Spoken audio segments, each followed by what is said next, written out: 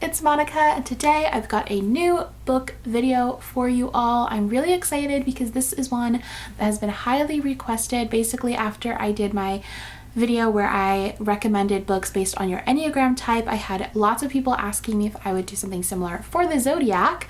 So I have been planning and just thinking through this video for quite a while because I wanted to try and do justice by each sign. So yeah, in this video I'm going to be recommending a book for each zodiac sign. Obviously, astrology is much more complex than just like your sun sign.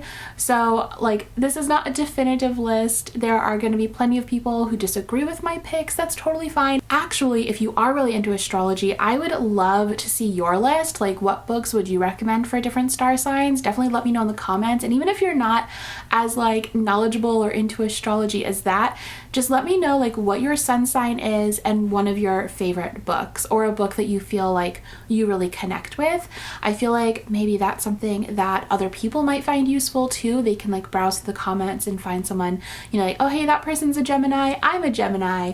Maybe we'll have a similar connection to the story. Who knows? But before I dive into sharing all of the books that I am recommending, I do want to give a big thank you to this video sponsor, which is Book of the Month. Book of the Month is a super popular and fast-growing online book service for readers. Their mission is to promote new and emerging authors and help readers discover books they love. Their team vets hundreds of books each month and gives readers their choice from a curated selection of new and early release titles. Plus, Book of the Month has a fantastic skip policy and is completely risk-free. You can skip any month at any time and you won't be charged. Also, I love that they have the best price for new release hardcover fiction. You could get your first book for just $9.99 with my code, which is Monica. So these are the 5 books that you get to choose from in July. The first one is Razorblade Tears by S.A. Cosby. This is a thriller in which we follow 2 dads who are both on a mission to solve the mystery around their son's gruesome death. Then is Sisters in Arms by Kaya Alderson, and this book takes place during World War II. It's a historical fiction, and we follow the first and only all-Black women's battalion. Then is 56 Days by Catherine Ryan Howard. This is a quarantine-inspired thriller. Next is We Are the Brennans by Tracy Lange. This one follows a Irish-American family. Lastly is The People We Keep by Allison Larkin. This book is set in 1994, and we follow this girl who's sort of like on this road trip. She ends up in Ithaca, New York, and there she kind of puts together this like chosen family of the people that she meets in Ithaca. I actually went to college in Ithaca, so I have like very like warm feelings about that area. So I'm really excited for this one. But yeah, thank you again to Book of the Month for sponsoring this video. Starting off the recommendations, of course, we have to start off with Aries, the first sign in the zodiac. So Aries are known for being amazing leaders, courageous, bold, maybe a little reckless, but they're also unafraid to like go into the unknown and really be pioneers in the world. So when I was putting together this list, I immediately knew what book I wanted to pick for Aries, and that is Legendborn by Tracy Deonn. So I recently read Legendborn and absolutely adored it. This is a fantastic urban fantasy / dark academia story inspired by Arthurian legend. In this book, we follow 16-year-old Bree, who is at an early college program for bright students, and she's sort of like having her first taste of independence. She's also grieving the death of her mother, and that's sort of causing her to act really recklessly oftentimes. And so on her first day on campus, she ends up witnessing this magical attack, and the fact that she's even able to like see what's happening and not like be controlled basically pushes her into this whole other world of the secret society of the Legendborn. And the Legendborn are basically descendants of like all the Arthurian legends, so like King Arthur and all of his knights. And so throughout this book, she is faced with the question of whether or not to use her own gifts that she discovers to help fight with the secret society or to help tear it down. For me, when I think dark academia, like it's basically, you know, a story that is set on a college campus, but it also, you know, has to really question academia. Like I think at its core, dark academia at its best is something that is really a criticism of the world of academia.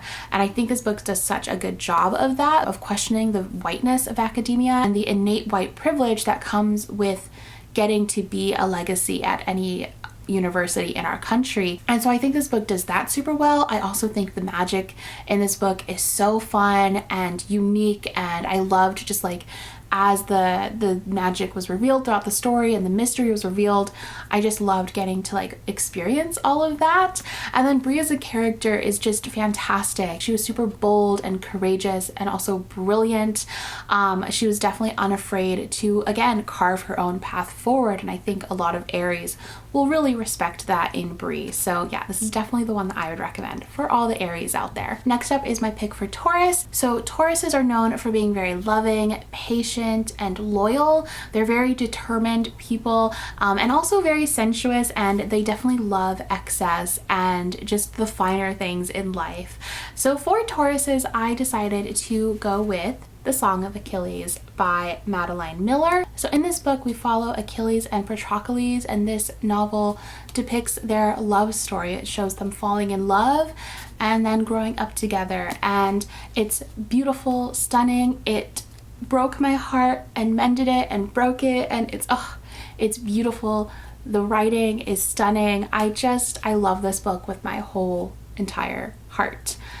But I would recommend this one for Tauruses for a variety of reasons. First of all, I think, with how romantic Tauruses are, I feel like they would obviously love this book. It is like the ultimate romance. Second of all, I feel like that love of excess and beautiful things, I think, would also really draw on Tauruses just because of the writing in this book.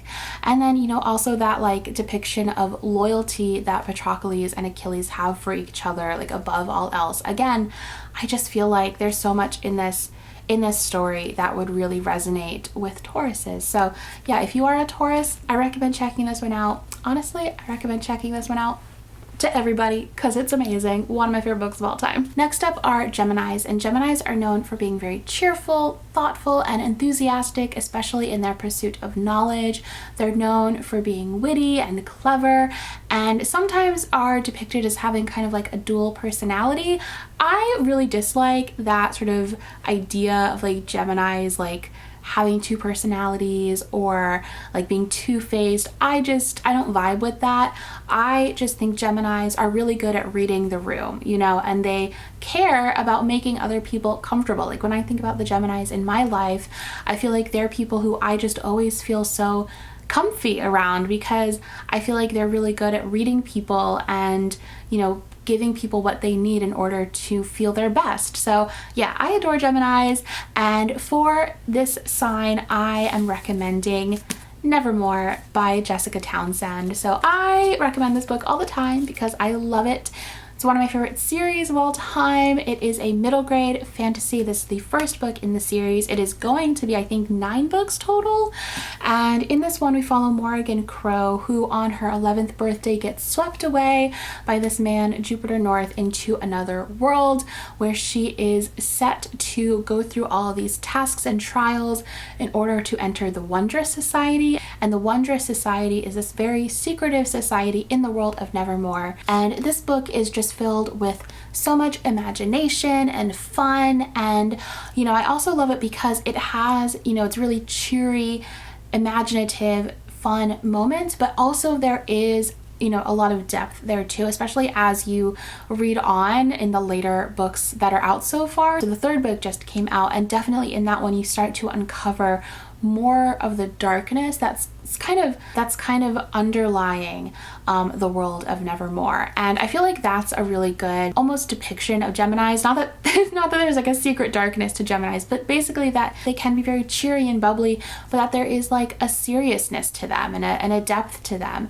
And I love that about Gemini. So I feel like that element of this series would really connect with that, with Geminis in general. But also I picked this one because Jupiter North to me just feels like such like that kind of Gemini kind of character. I always kind of also pegged the Doctor from Doctor Who as sort of a Gemini, in that he's very gregarious, very witty, very cheerful, but also has like that seriousness that underlies everything. And maybe you don't always see it, but it's there. At the same time, I feel like both Jupiter and the Doctor are really good at like making people comfortable and reading people and providing what they need. So yeah, I would recommend this one for sure to all Geminis. Next up, we have Cancers, and Cancers are known for being, you know, sensitive, very empathetic and intuitive people. And I knew immediately which book I wanted to pick for Cancers. And for you, I have Almond, and this is by Won Byung-sun. And this is a novel that was translated from Korean. If you're a BTS fan, you might recognize this book as one that Yoongi has recommended or was seen reading previously. So in this book, we follow Yeonjae, who struggles to feel emotions. And at the beginning of the story, he witnesses a brutal attack on his mother and grandmother, and then from there him trying to kind of navigate the world independently. And for a book in which we follow a character where we never get to really understand or see his emotions, this book is so full of emotion. Like, reading this one, I feel like the lack of that depiction almost heightened the emotional side of this book for me. Like, it just made every moment like just hit so much harder because you understand like the gravity of what's happening in a way that Yeonjae doesn't, and I feel like you almost take on all of that for him. But I just feel like this book is really very much so depending on the reader's empathy and intuition in order to get across the story, so I feel like it would be a perfect match for all the Cancers out there. Then we have the Leos, and I am a Leo. I am a July Leo. I don't know if that means anything to you, but there you go. And I love being a Leo, as most Leos do. And Leos are known for being very generous, warm-hearted, confident, and always sort of seeking self-awareness and growth. So for Leos, I decided to go with Somewhere Only We Know by Maureen Gu. This is a book that you're probably going to be seeing quite a bit over the next like year or so because it's actually getting adapted by Netflix, which I'm so excited for. It's going to be so good. Like, this book was meant to be adapted. So in this book, we follow Lucky, who is basically one of the biggest female K-pop stars in Korea. Kind of like, imagine IU in a book. Yeah, that's basically who we're following. And so she's this massive K-pop star, but every single moment of her life has been like dictated, you know, down to what she eats, where she goes, what she wears, everything is controlled. And one day she has this sort of Roman holiday like escapade in Hong Kong. She escapes her hotel room and just has an adventure roaming around the city with a boy who is secretly a paparazzi. And so they have, you know, a big adventure together. It's a little bit of a romance thrown in there. I, as a Leo, I think other Leos would really like this one because, one, I think we all would love the idea of being a like massive K-pop star, but two, I think Lucky's sort of drive to understand what she really wants in life as an artist is something that I think a lot of Leos would really like and resonate with, that sort of desire of wanting to grow. I also know that Leos are very ambitious, and I feel like Lucky, she is incredibly ambitious, but not in sort of the way that society defines ambition as wanting to be like the most successful, the most popular, but like wanting to be the best artist that she can be, and like nothing is going to get in her way with that ambition, you know, not even her agency. And so her sort of drive to like be that best version of herself, I feel like, is another thing that Leos would really appreciate. Next up, we have Virgos, and Virgos are very analytical. They have an eye for detail. They're pragmatic people, very practical, but also they're very eloquent, and they have a really deep sense for humanity. And so for Virgos, I'm recommending The Silence of Bones by Jun Her, and this is a mystery novel that's set during the Joseon era in Korea, and I feel like so much of this book would appeal to Virgos. One, I think that analytical side would just really love to dive into this mystery because there's so much to kind of connect and figure out throughout this story. So I guess I should talk about what this book is about. Basically, we're following Seol, who is indentured to the police bureau in order to help them investigate crimes. So during this time period, men weren't allowed to like touch or be alone with women. So she was the one who would often have to like question women or like touch like dead bodies and stuff like that. So that is Seol's job in this book, and she is working with a detective in order to figure out a mysterious murder that has occurred. You know, I think so much of Seal's character would really resonate with Virgo. She definitely has an eye for detail. Like, she is such a good detective in her own right throughout this book, and you know, she has such a good like analytical mind when thinking about like how people are connected in this story, but at the same time, like, she has such a deep connection to the people that she is like communicating with and that she's working with. And you know, at the end of the day, I feel like Virgos just really want to help others. They want to be in service of others, and so much of Seal's character, I feel like, has those traits and gives me that kind of vibe. So I feel like, I don't know, I feel like Virgos would really resonate with this character and with this story. Next are Libras, and Libra is actually my rising and moon sign and is often the sign that I tend to find myself resonating with the most. Libras are known for being very like aesthetic driven, very romantic. They're very idealistic people, and they really, you know, they strive to seek harmony. At the same time, they tend to be a little indecisive, which I feel quite a bit. And for Libras, I am going with Edenbrook by Julianne Donaldson, and this is an adult romance. Honestly, this main character, such a Libra. Like, she is so romantic and idealistic, but also like, yes, very indecisive. In this book, Marianne, our main character, ends up getting invited to Edenbrook, which is this like super fancy manor owned by these really fancy rich people, and she basically goes there to kind of escape this unwanted suitor that she has in Bath. She deals a lot with like feeling almost inferior to her twin sister, and also just like always wanting to, you know, let her twin sister have whatever she wants, and she'll just kind of take whatever's left over. Like, she really does not like rocking the boat, and she doesn't, I don't know, she like doesn't want to seem like she's taking away. I think a lot of that stems from being afraid that, you know, whatever she's going after won't want her back, or whoever she's going after won't want her back. And so that's definitely a big driving force for her. But yeah, I feel like this one is just, it's such a lovely, pretty, fun romance to fall into, super cozy and warm. So if you're a Libra, I just feel like you're gonna love this. You're probably like a lot of like just nice fluffy romances if you're like me, but yeah, definitely this one. So next up are Scorpios, and Scorpios are known for being very strong-willed, passionate, magnetic people, also very powerful, and I am so excited to recommend this one. It's a book that I won't shut up about since I read it, and that's because it's fantastic, and that is A Dowry of Blood by S.T. Gibson. I feel like this book is finally getting its due on the Bookternet. I'm like starting to see it pop up more and more, and I'm so happy about that because it's so good. This is basically a retelling of Dracula from the perspective of one of his brides, who is writing this like very long letter to him after murdering him. And we know that she's murdered him from the very beginning. And yeah, this book is just filled with passion. It's not a pretty book by any means. Like, even though it is like filled with like a lot of romantic prose, it's very much so a pretty dark book and is basically depicting like an abusive relationship. But at the same time, like, there is so much passion, like every single word written in this story.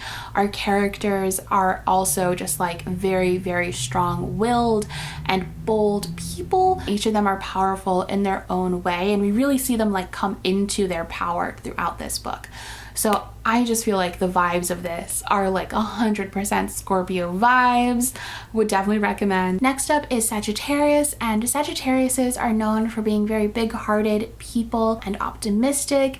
They love to travel and have that sort of sense of wanderlust within them. And for this group, I decided to recommend Field Notes on Love.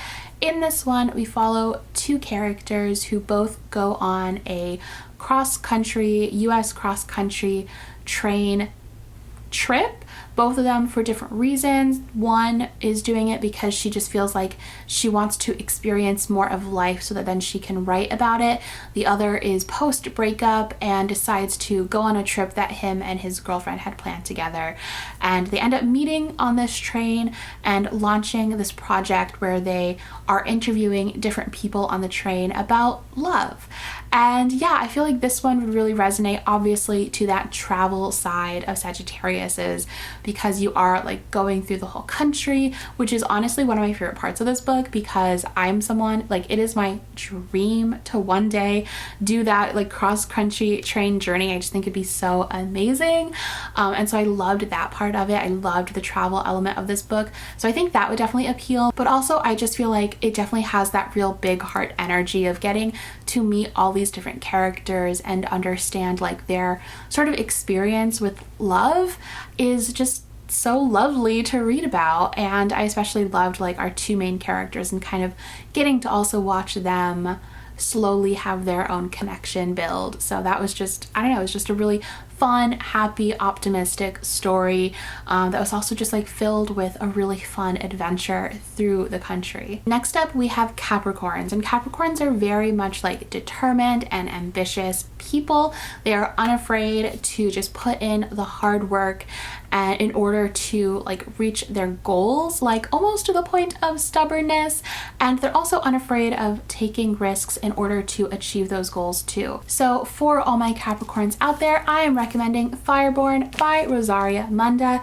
So this book is set in a post-revolution fantasy world in which dragons are real. We follow Annie and Lee, who grew up together at an orphanage. Annie is the daughter of a lowborn family that was executed by dragonfire by the former regime, and Lee is the son of the former king, and the two of them have worked their way up to be rising stars within the new regime for being dragon riders, and the two of them plus a bunch of other kids are all competing to be like the #1 fireborn dragon rider. I feel like the drive of Annie and Lee is one that Capricorns would really resonate with. Both of them, like reading this book, you understand why both of them want what they want and why they're working so hard to get it, and they're both willing to do basically whatever it takes to get there, at the same time like caring about each other and all of that. So yeah, I just feel like this one would definitely resonate with Capricorns, and I feel like Capricorns would really understand, you know, the drive that is pushing both of these characters forward. And yeah, they're just like, the two characters in this are super interesting, and like I loved just like the plot of this, because there is no like good answer to a lot of the problems in this story is the thing. Like I feel like often when you're reading a book, there's the obvious like, oh yes, the good person will do this and the bad person will do that. But like in this one, it's like, I don't know, man, every answer is wrong. So yeah, this is definitely one of those, and super fun and fascinating to read. I really, really loved this book. Next up we have Aquarius, and people with this sign tend to be very original, progressive. They really want to move the world forward, and they're also really great collaborators. They love to work with a community in order to like make that future become a reality. And I just feel like Aquariuses would love The Diviners by Libba Bray, because you're literally like, it's a group effort in this one. So this one follows a whole cast of characters set in the 1920s in New York City, each of them coming into their own divine abilities. And at their strongest is when they are collaborating, when they are working together in order to figure out what's going on in this world, because so much of this book is really about looking at the current issues at this time in America and seeing how, you know, these characters can make the world a better place. And a lot of it is very much so obviously a parallel of what's happening in our country today, but set in this sort of like through this 1920s lens. And I just feel like that drive of wanting to, you know, improve the world, make the world better, you know, push us forward into a more progressive state. I just feel like so much of that is in this book, and I think that's why, and I definitely think Aquariuses would love this story. Also because of how original it is. Like I just love the magic system in this one, the writing in this one. Aquarius are known for kind of being visionaries and would really appreciate how unique this world is, and the writing and all of that. So yeah, I definitely would recommend this one to all the Aquarius out there. Lastly, but certainly not least, is Pisces. And people with the sign Pisces are often depicted as dreamers, people who aren't afraid of, you know, delving into the imaginary world, but they're also very selfless people who tend to be really focused on their inner journey. So for Pisces, I would definitely recommend The Starless Sea by Erin Morgenstern. Honestly, I'd recommend either Erin Morgenstern book, this one or The Night Circus. I just feel like Erin Morgenstern's writing is one that really would connect with Pisces because it's so imaginative and beautiful and flowery, and one that just like really pulls you into other worlds. In this one, we follow Ezra, who is a college student, and when he's young, he basically witnesses this imaginary door and doesn't do anything about it, goes on with his life. And then one day he's in college, he's at the library, he discovers this book, and in this book, a whole chapter is devoted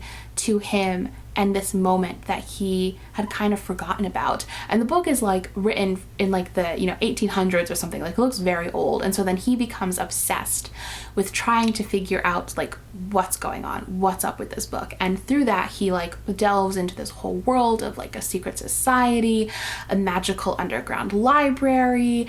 And yeah, I feel like that like Pisces mindset of like letting yourself kind of experience a sort of imaginative world fully is one that like really would best jive with The Starless Sea, because you kind of do have to just like go with it, like you just have to accept everything that's going on in this book and let yourself be immersed in it. And if you're able to do that, I think you'll really, really, really love this book. And so I feel like Pisces would especially be like the perfect kind of reader for this story. I also think that sort of ability to really be introspective and focus on your inner journey is one that Ezra is really kind of on. Like, yes, this book has like a lot of adventurous moments, but so much of it is really about like being in your own head and, experiencing things kind of alone.